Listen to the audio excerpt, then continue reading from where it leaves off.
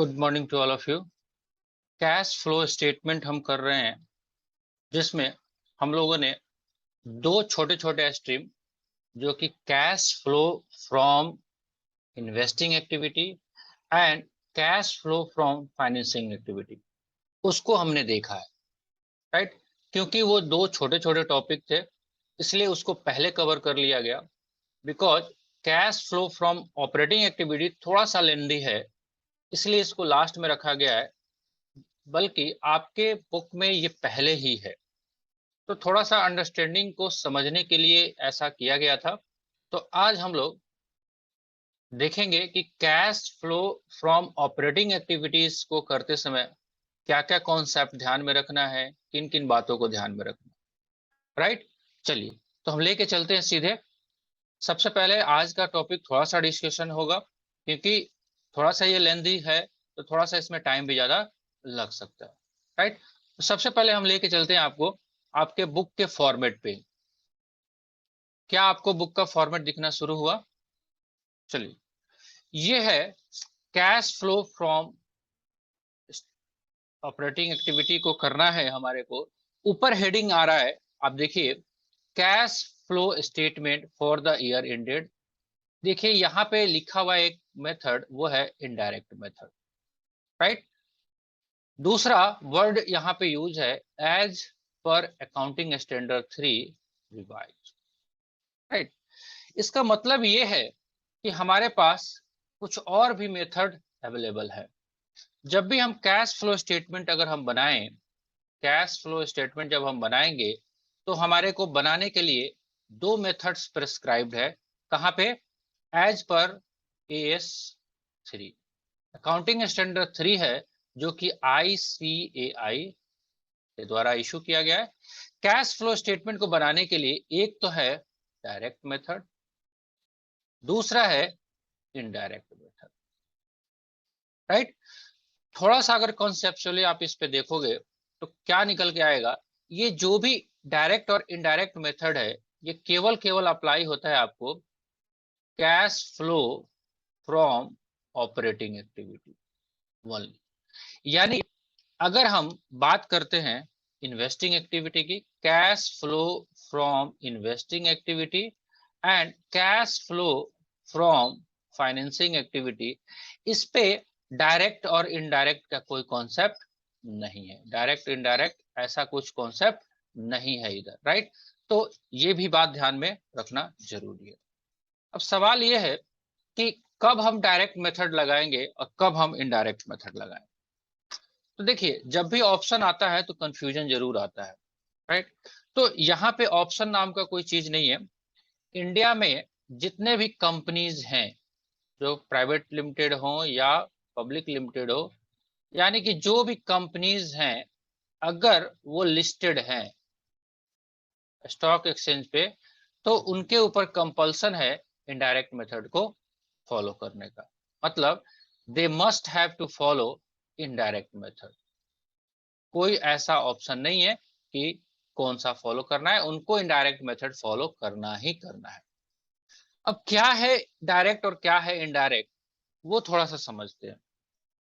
जब हम चलेंगे डिटेल स्टडी करेंगे कैश फ्लो स्टेटमेंट का, तो cash flow from operating activity नाम से ही पता चल रहा है। मतलब जो भी हमारा ऑपरेशनल पार्ट है, यानी कि जिस फील्ड में हम वर्क कर रहे हैं, जो मेरा ट्रेडिंग एरिया है, उस ट्रेडिंग करने से सेल परचेज जो खर्चे हैं, उस पे क्या कैश का इनफ्लो और आउटफ्लो हो रहा है, वो डिस्कशन करता है बेसिकली। राइट, तो cash flow from operating activity जब भी हम करेंगे, तो हमको डायरेक्ट और इनडायरेक्ट मेथड्स चूज करने के लिए ऑप्शन आ सकता है। लेकिन जैसे ही हम क्वेश्चन में वर्ड दिखते हैं कि लिमिटेड कंपनी है, स्टॉक एक्सचेंज पर लिस्टेड है, तो हमको इनडायरेक्ट मेथड फॉलो करना पड़ेगा। बेसिक डिफरेंस जो है डायरेक्ट और इनडायरेक्ट में बस इतना ही है। नाम ही है डायरेक्ट, डायरेक्ट का मतलब सीधा चलना है। राइट, इनडायरेक्ट में आपको उल्टा चलना है। ऐसा कह सकते हो कि अगर हम ट्रेडिंग अकाउंट्स अगर ले हमारे पास, अगर ट्रेडिंग अकाउंट्स हमारे पास अवेलेबल हो, उस ट्रेडिंग अकाउंट्स पे अगर हम फोकस करें, तो हम डायरेक्ट और इनडायरेक्ट को बहुत आसानी से समझ सकते हैं, राइट। तो इसके लिए थोड़ा सा और प्रिकॉशंस हम बरतते हैं और देखते हैं कि ट्रेडिंग अकाउंट्स हमारे को एक बार मिल जाए। चलिए, ट्रेडिंग अकाउंट्स हमारे पास मिला एक। चलिए जी, मान लेते हैं यही ट्रेडिंग अकाउंट्स है, पीएल अकाउंट है। ट्रेडिंग अकाउंट दिखा आपको। जब डायरेक्ट मेथड फॉलो करोगे तो आपको ये देखना है कि सेल्स क्या है मेरा, राइट। सेल्स क्या है मेरे पास, सेल्स का फिगर। तो क्या ऐसा हो सकता है कि ये सेल्स जो है ये कैश भी और साथ ही साथ क्रेडिट भी हो सकता है कि नहीं हो सकता है। अब क्या क्रेडिट सेल में पैसा आएगा? आंसर इज नो, कैश तो नहीं आएगा उधारी में, राइट। तो डायरेक्ट मेथड में हमको क्या करना है, लिखना है कैश सेल्स, राइट। उसके बाद हमारा परचेज है ये भी क्रेडिट हो सकता है और कैश भी हो सकता है।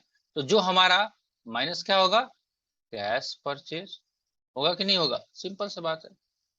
और जो भी इसके अलावा ऐसा भी हो सकता है पिछले साल का डेटर्स हो वो बकाया हो, वो मिल रहा है, यानी कि कलेक्शन फॉर्म डेटर्स हो सकता है, प्लस हो जाएगा। वैसे ही पेमेंट टू क्रेडिटर्स आप कर सकते हो माइनस में। उसके बाद जो भी आपके खर्चे हैं ऑपरेशन के रिलेशन में, यानी कि जो भी आपके पास डायरेक्ट एक्सपेंसेस आपने पे किया और जो भी आपने इनडायरेक्ट एक्सपेंसेस पे किया, इनडायरेक्ट में केवल ऑपरेटिंग पार्ट, मैं बार बार इसलिए बोल रहा हूं कि ऑपरेटिंग पार्ट को यहाँ पे आपको लेस करना है। आपका cash flow from operating activity आ गया, मतलब ऊपर से नीचे की तरफ आना, ये है डायरेक्ट। ठीक है। अब इसमें से कौन कौन से आइटम को हमने लिया, ऐसे आइटम जो कि पहला ऑपरेशन से रिलेटेड थे, दूसरा जो कि पेमेंट हुआ है। अब कोई भी खर्चा, जैसे मान लेते हैं अकाउंटिंग चार्ज है 12,000, अगर ये पे नहीं हुआ है तो क्या पैसा गया होगा? आंसर इज नो, तो वो नहीं लेस होगा, राइट। वैसे आइटम को भी थोड़ा सा ध्यान में रखना पड़ेगा, जैसे डेप्रिसिएशन। अब डेप्रिसिएशन पे क्या कैश जाएगा? आंसर इज नो, डेप्रिसिएशन पे तो कैश जाता ही नहीं है, राइट। तो ये भी नहीं घटेगा। तो ये एक मेथड प्रिस्क्राइब किया आपके बुक वालों ने, कौन सा? Direct method. तो डायरेक्ट मेथड्स जब आप फॉलो कर रहे हो तो आपको ऊपर से चलना है, सेल्स पार्ट उठाना है, सेल्स में से कौन सा आइटम लेना है जो कि कैश सेल हो, कैश सेल्स। लेस करोगे आप परचेज, वो भी कौन सा परचेज? Cash purchase. उसके बाद ऐड करोगे जो पिछले साल का डेटर्स था वो कलेक्ट हुआ तो पैसा आया, क्योंकि पिछले साल उधार बेचा गया होगा तो पिछले साल तो ऑपरेटिंग एक्टिविटी में आया नहीं होगा कैश, राइट। तो उसको ऐड करेंगे। वैसे ही जो क्रेडिटर्स को इस साल पेमेंट किया है उसको भी लेस करेंगे। साथ ही साथ जो भी ऑपरेटिंग एक्सपेंसेस हैं जो कि एक्चुअली पेड हुआ है इस साल, उसको भी हम लोग लेस करेंगे। ये है आपका डायरेक्ट मेथड। लेकिन डायरेक्ट मेथड्स के बारे में कभी कभी क्वेश्चंस आपको इंफॉर्मेशन दिया नहीं रहेगा, पता नहीं चलेगा कि अकाउंटिंग चार्ज पे हुआ कि नहीं हुआ, कैश सेल्स कितना है, क्रेडिट सेल्स कितना है। उस केस में, या अगर हमारा कंपनीज हैं उस केस में हमको मैंडेटरी है फॉलो करना कौन सा सिस्टम, इनडायरेक्ट मेथड। तो उस केस में क्या करेंगे, सिंपली हम क्या करेंगे, हम उसको डिटेल में डिस्कस करते हैं, लेकिन करेंगे क्या, हम नेट प्रॉफिट को पकड़ेंगे और रिवर्स गियर में चलेंगे, रिवर्स गियर में चलेंगे। उसको डिटेल में डिस्कस करना पड़ेगा। तो एक छोटा सा आइडिया पहले लगा कि हमारे को कैश फ्लो स्टेटमेंट जो करना है, कैश फ्लो स्टेटमेंट में हमारा इन्वेस्टिंग एक्टिविटी और फाइनेंसिंग एक्टिविटी, यहाँ पे लफड़ा नहीं है डायरेक्ट और इनडायरेक्ट का। लेकिन जैसे ही ऑपरेटिंग एक्टिविटी पे आते हैं, एक लफड़ा जनरेट हो रहा है जिसका नाम है कौन सा मेथड फॉलो करें, डायरेक्ट मेथड करें या इनडायरेक्ट मेथड करें। आ रही है बात समझ में? तो अगर हम डायरेक्ट मेथड फॉलो करेंगे तो हम सीधी रास्ता में चलेंगे, कितना कैश सेल्स किया, कितना कैश परचेज किया, कितना मेरा डेटर से कलेक्शन आया, कितना मैंने क्रेडिटर्स को पेमेंट किया, साथ ही साथ जो भी मेरे ऑपरेटिंग एक्सपेंसेस है उसका मैंने कितना पेमेंट किया। क्लियर है? इतना बात समझ में आ रहा है? थोड़ा सा आप कनेक्टिविटी दीजिए, यस और नो। I think yes. रहा बात इनडायरेक्ट मेथड का। इनडायरेक्ट मेथड थोड़ा सा बनाना कॉम्प्लिकेशंस है ये, तो इसके कॉन्सेप्ट को समझने में थोड़ा टाइम भी लगेगा, और जैसे जैसे हम क्वेश्चंस हम उठाते चलेंगे वैसे वैसे इस पे क्लैरिटी भी बढ़ेगी। चलिए आपके बुक के पार्ट से ही हम डिस्कस करें तो शायद ज्यादा समझ में आए। ये फॉर्मेट आपको दिया हुआ है cash flow from operating activity का, और सिंपल सा और क्लियर कट में लिखा हुआ है ये कौन सा मेथड है, इनडायरेक्ट मेथड। तो जाहिर सी बात है इनडायरेक्ट मेथड जैसे ही वर्ड आया तो हमारे को डायरेक्ट के बारे में थोड़ा सा बताना आपको पड़ा। क्लियर है? इस कॉन्सेप्ट को स्टार्ट करें अब। देखो, जब भी आप कैश फ्लो स्टेटमेंट बनाओगे और जितने भी सारे इसमें आइटम दिए हुए हैं इसको आपको फॉलो करना है। ये हमारी इच्छा नहीं है कि हम सर ऐसा करके बना ले आंसर तो सेम ही आएगा, बिल्कुल नहीं। चलिए वन बाय वन पहले डिस्कस करते हैं। पार्ट ए है cash flow from operating activity. Cash flow from operating activity, और पहला वर्ड यहाँ पे दिया हुआ है नेट प्रॉफिट। बहुत ध्यान से देखिएगा, नेट प्रॉफिट, और वर्ड है before tax. Net profit before tax, और इसको आपको करना है सी वर्किंग नोट नंबर 1 में। यानी कि यहाँ पे जो आइटम आना है वो वर्किंग नोट नंबर 1 से आएगा। यानी आपको जो वर्किंग में काम करना है वो आप यहाँ पे नहीं कर सकते, बिकॉज ये फॉर्मेट प्रिस्क्राइब्ड है कैश फ्लो स्टेटमेंट और इनडायरेक्ट मेथड, और according to as per accounting standard 3 revised as issued by ICAI। तो ऑप्शन नहीं है, कंपल्सन है। तो हमको यहाँ पे जब भी लेके आना है आइटम वो लाना है नेट प्रॉफिट बिफोर टैक्स। ध्यान से, नेट प्रॉफिट टैक्स देने से पहले। अभी कैसे निकलेगा देखते हैं, राइट। तो चलिए सी नोट नंबर 1 दिया हुआ है तो वर्किंग नोट नंबर 1 पे ही चलते हैं, देखते हैं क्या बातें लिखी गई है नोट नंबर 1 में, कैसे नेट प्रॉफिट बिफोर टैक्स आएगा। तो ये रहा आपके सामने नोट नंबर 1, और ये क्या कह रहा है, calculation of net profit before tax. कैसे कैलकुलेट करोगे, राइट। देखिए कहता है net profit for the current year after appropriation, right. क्या है एप्रोप्रिएशन देखते हैं। यानी कि आपका नेट प्रॉफिट जो दिया होगा क्वेश्चंस में, और वो कौन सा नेट प्रॉफिट, अगर आफ्टर एप्रोप्रिएशन वाला होगा तो इन सारे आइटम को ऐड करोगे, अगर आफ्टर एप्रोप्रिएशन का नहीं होगा तो इनको नहीं ऐड करेंगे, राइट। क्या क्या ऐड करना है फिर, ट्रांसफर टू रिजर्व, है ना। तो प्रॉफिट होता है तो प्रॉफिट में से कुछ हिस्सा निकाल कर फ्यूचर के लिए हम बचा के रख लेते हैं, उसको हम लोग रिजर्व बोलते हैं, वो है आपका reserve. All transfer to reserve from balance sheet from the statement of profit and loss, इसको आपको ऐड कर देना है। दूसरा, propose dividend for the previous year, ये ऐड करना है। यानी कि अगर आप कैश फ्लो स्टेटमेंट बना रहे हो 2022 का, तो 2022 वाले जो डिविडेंड को प्रपोजल किया है उसको ऐड बैक कर देना है। ध्यान से, 2021 वाला नहीं, 2021 वाला पेमेंट होगा, और वो पेमेंट होगा 2021 वाला, तो कहां पे जाएगा ये, cash flow from financing activity में जाके माइनस होगा, जो कि आपको डिस्कस किया हुआ है, ध्यान में होना, राइट। तो ये अगर हम एग्जांपल के लिए हम मान के चल रहे हैं कि 22 का हम बना रहे हैं, तो प्रपोज डिविडेंड प्रीवियस ईयर, यानी कि जिस साल का आप कैश फ्लो बना रहे हो उस साल का जो प्रपोजल है वो यहाँ पे आएगा। Clear, right. तीसरा, इंटरिम डिविडेंड, और यहाँ पे वर्ड दिया हुआ है पेड ड्यूरिंग द ईयर। क्यों ऐसा लिखा हुआ है, जब डिविडेंड पे हुआ होगा तो कहां जाएगा, cash flow from financing activity, लेकिन फिर यहाँ पे क्यों दिया हुआ है, तो ध्यान से, इसके पीछे एक राज है। वो राज ये है कि डिविडेंड जब भी पे होता है तो पहले प्रपोज होता है। ऊपर वाला जो डिविडेंड है ये फाइनल डिविडेंड है, मतलब ईयरली डिविडेंड कह सकते हो आप समझने के लिए। एंट्रीम डिविडेंड का मतलब है साल के अंदर ही पेमेंट करना। अब कोई शेयर पैसा लगा रखा है, क्या वो 1 साल इंतजार करेगा कि भैया आप पैसा कमाओगे तो दोगे।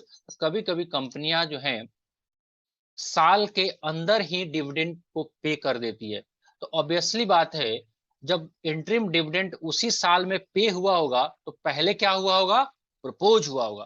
कायदे से यहाँ पे लिखना चाहिए इंटरिम डिविडेंड प्रपोज, लेकिन बिकॉज ये पिछले साल वाला नहीं आएगा, ये करंट ईयर का ही है, इसीलिए पेड वर्ड यूज कर लिया। इसके पीछे छुपा हुआ रहस्य ये है कि इंटरिम डिविडेंड या कोई भी डिविडेंड पे तभी होगा जब वो प्रपोज होगा। तो यहाँ पे प्रपोजल के पॉइंट ऑफ व्यू से ही आपको समझना चाहिए। Next, provision for tax made during the year. Tax के लिए प्रोविजन करना, भैया इस साल जो आपने पैसा कमाया उस पर क्या टैक्स लगेगा, एक एस्टिमेट बनाना, राइट। तो हम फिर यहाँ पे लिख रहे हैं क्या कि अगर 2022 का हम कैश फ्लो स्टेटमेंट बना रहे हैं तो 2022 के में जो पीएल अकाउंट में, पीएल एप्रोप्रिएशन अकाउंट में जो हमने टैक्स के लिए प्रोविजंस किया है वो यहाँ पे आएगा, राइट। फिर हम यहाँ पे अगर कोई रिफंड आया हो उसको लेस कर देंगे, तो ये आइटम हमारा होगा प्रॉफिट बिफोर टैक्स, और यही वर्किंग नोट है, और ये वर्किंग नोट उठ के जाएगा कहाँ पे, मेन कैश फ्लो स्टेटमेंट में, राइट। इस वीडियो को 2 से 3 बार आपको देखना पड़ेगा, और आज फिर से आपको इस फॉर्मेट को लिखना पड़ेगा। क्वेश्चंस करो ना करो, आज हम क्वेश्चंस पे जाएंगे भी नहीं। इस फॉर्मेट को 3 4 5 बार आप लिखोगे तो लिखने के क्रम में आपको सारी बातें थोड़े से जेहन में आएगी। मैं पहले ही बोल रहा हूँ, थोड़ा सा ये कॉम्प्लिकेटेड है, बट एक बार प्रैक्टिस आ जाएगा तो सब कुछ हो जाएगा ओके। तो चलिए, हमने क्या किया, हमने किया कि नेट प्रॉफिट बिफोर टैक्स जो कि नोट नंबर 1 से ले लिया, जो वर्किंग नोट नंबर अभी आपको डिस्कस किया गया। उसके बाद से एडजस्टमेंट करना है। देखिएगा ध्यान से, क्या एडजस्टमेंट करना है, तो 2 आइटम का एडजस्टमेंट करवाएगा हमसे। पहला आइटम ये है कि एडजस्टमेंट फॉर नॉन कैश। एक आइटम है नॉन कैश, ऐसा आइटम जिससे कैश का कुछ लेना देना नहीं है। देखते हैं एग्जांपल में। एंड दूसरा एडजस्टमेंट नॉन ऑपरेटिंग, एक ऐसा आइटम भले उसका कैश से लेना देना हो या ना हो, लेकिन वो ऑपरेटिंग का पार्ट नहीं है, जिससे हमारा ऑपरेटिंग एक्टिविटी हिट नहीं होता है, ऑल दो वो आइटम पीएल अकाउंट में पड़े हुए हैं। तो ये देखिए, देखते हैं, लिखा हुआ है ऐड डेप्रिसिएशन। अगर हम डेप्रिसिएशन की बात करें तो ये है आपका नॉन कैश आइटम, एनसीआई इसको हम बोल सकते हैं शॉर्ट में समझने के लिए। शॉर्ट फॉर्म यूज मत करना वैसे आप, एनसीआई नॉन कैश आइटम, इसको आप ऐड बैक कर देना। कहां पे, ये कहां पे आइटम मिलेगा, ये आपके पीएल अकाउंट में लिखा हुआ मिलेगा। यहाँ पे ये पीएल अकाउंट है, यहाँ पे डेप्रिसिएशन यहाँ पे लिखा हुआ मिलेगा, इसको आप ऐड कर देना, राइट। चलिए फिर आगे बढ़ते हैं। दूसरा आइटम कहता है preliminary expenses discount on issue of debenture written off. अब प्रीलिमिनरी एक्सपेंसेस क्या होता है, बहुत डिटेल में नहीं जाते, ऐसा समझ लो, ऐसा खर्चा जो कंपनी जो बनाया है ना आपने, कंपनी को बनाने के पहले का ही खर्चा है, उसको हम लोग बोलते हैं प्रीलिमिनरी एक्सपेंसेस, राइट। उसके बाद डिवेंचर्स जो इशू किया गया उस पर जो कोई डिस्काउंट आप देते हो वो भी हमारा खर्चा है, तो उसको हम लोग धीरे धीरे राइट ऑफ करते हैं। तो एक साल में जो खर्चा हो गया उसको धीरे धीरे राइट ऑफ अगर हम कर रहे हैं, तो जितना पार्ट राइट ऑफ हुआ उसका तो कोई पैसा गया ही नहीं। जैसे डेप्रिसिएशन पे कोई पैसा नहीं गया, वैसे ही इस पे भी नहीं गया। नेक्स्ट, गुडविल, तो ये भी आपका नॉन कैश आइटम हो जाएगा। गुडविल, पेटेंट, ट्रेडमार्क, एमोर्टाइज, ये सब डेप्रिसिएशन में हम लोगों ने पढ़ा था। ये डेप्रिसिएशन की तरह ही है, लेकिन बिकॉज ये इनटेंजिबल एसेट्स है, ये डेप्रिसिएशन की तरह ही है, लेकिन बिकॉज ये इनटेंजिबल एसेट्स है तो डेप्रिसिएशन के चैप्टर में आपने पढ़ा था कि इनटेंजिबल एसेट्स के वैल्यू में जो कमी आती है उसको हम लोग एमोर्टाइजेशन बोलते हैं। याद आ रहा हो तो ठीक है, अदरवाइज अभी भी समझ लीजिए, right. Next, interest paid on short term loans and borrowing. अब देखो, इंटरेस्ट जो पे हुआ है वो पीएल अकाउंट में डेबिट हुआ होगा। जाहिर सी बात है, कोई भी आदमी अगर इंटरेस्ट पे होगा, मान लेते हैं यहाँ पे इंटरेस्ट ही है, ये वाला इंटरेस्ट है, तो पीएल अकाउंट में तो है। अब बिकॉज हम क्वेश्चन बनाने के लिए ये वाला नेट प्रॉफिट उठाए हैं, तो ये तो घटा हुआ है, इसको ऐड बैक कर रहे हैं, राइट। अभी तो सिंपली आप ये समझो कि इसको हम ऐड बैक कर रहे हैं, राइट। तो ये क्यों कर रहे हैं, इसके पीछे भी कारण है, बिकॉज जो भी इंटरेस्ट पे होगा वो किसका पार्ट होगा, cash flow from financing activity का। वहां पे घटा दिया है तो यहाँ पे तो नहीं घटा होगा ना, एक ही जगह कहीं घटा होगा एक आइटम, तो जो भी इंटरेस्ट पे हुआ है वो उसको हमने कहाँ घटाया था, कहाँ पे घटाया था, फाइनेंसिंग एक्टिविटी में। यानी कि ये फाइनेंसिंग एक्टिविटी वाला पार्ट है, इसीलिए इसको हम कह सकते हैं नॉन ऑपरेटिंग आइटम, एनओआई इसको बोल सकते हैं, इंटरेस्ट पेड। बिकॉज ये पीएल अकाउंट्स में ऑलरेडी घटा हुआ है, तो इसको हम लोग एड बैक कर देंगे। Same like interest paid on bank overdraft, cash credit, same to same है, राइट। उसके बाद loss on sale of fixed asset. अब जो फिक्स एसेट्स आपने बेचा उस पर जो लॉस हुआ वो कहां जाके एडजस्ट हो गया, ये एडजस्ट हो गया आपको cash flow from investing activity में। तो एक ही जगह होगा, अब ऑपरेटिंग में नहीं होगा। क्योंकि आंसर तो मिल ही जाएगा, अगर ये सारा बाइफर्केशन आप नहीं करेंगे तो भी आंसर मिल जाएगा, लेकिन ऐसा नहीं करना है। बिकॉज हमको क्लियरली, बहुत ध्यान पूर्वक ऑपरेटिंग एक्टिविटी को एक जगह, फाइनेंसिंग एक्टिविटी को एक जगह और इन्वेस्टिंग एक्टिविटी को एक जगह रखना है।